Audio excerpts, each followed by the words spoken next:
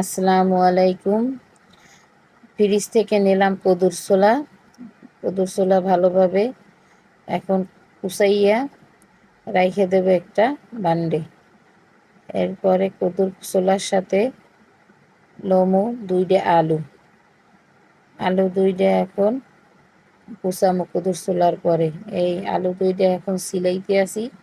সিলাই নেওয়ার পরে আলু দুইটা ভালোভাবে কুচাইয়া একত্রে কদুর ছোলার মধ্যে রাখবো। রাখিয়া এরপরে আলু আর কদুর ছোলাটা এক জায়গায় রাখিয়ে দেবো একটা পাতিলে রাখার পরে পেঁয়াজ, কদুর ছোলার জন্য লাগবে আমাদের পেঁয়াজ কুচি আর লাগবে চিংড়ি মাছ আমি আগে থেকেই কুটতে রাখছি।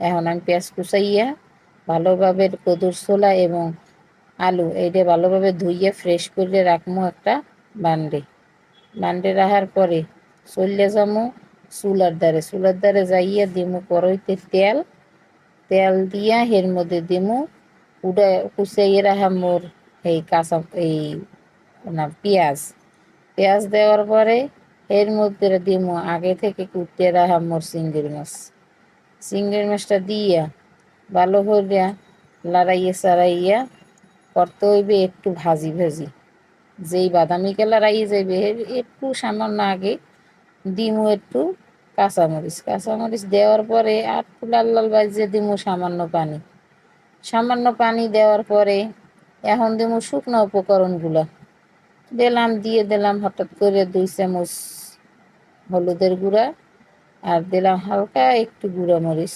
আপনারা না দিলেও পারেন গুঁড়ান মরিচ, মোর ভাল লাগাইতে দিয়েছি। আর দিলাম সামান্য লবণ, নুন দিয়া এরপরে ভালোভাবে কষাই নিমু। পানিটা যখন একটু হুগাই আইবে তখন দিয়ে দিমু মোর কুচাইয়ে রাখা আগে থেকে কদুর ছোলা এবং আলু কুচি এই দিয়া এখন সুন্দর করে সব দিয়ে দিলাম। এরপরে লাড়াচাড়া করিয়া সুন্দর করে একটু হালকা কষাই লমু। কষানোর পরে পানি যখন না থাকবে তখন আবার একটু দিয়ে দিমু সেদ্ধ হওয়ার লগে পানি। এই সেদ্ধ হওয়ার লগে অল্প একটু পানি দিম, বেশি দিব না, এইটি সেদ্ধ হয়ে যাইবে। সেদ্ধ হওয়ার পরে এর মধ্যে দিয়ে দিব ঢাকনা দিয়া আমরা 20 মিনিটের মতো ওয়েট করি। 20 মিনিট পর আইলাম। ও মাশাল্লাহ মোর কদুর ছোলা আর আলুর কুচি তো ভালোই হয়েছে। এখন একটু মজা করে খাইয়ে দেখি আপনাকে কমন।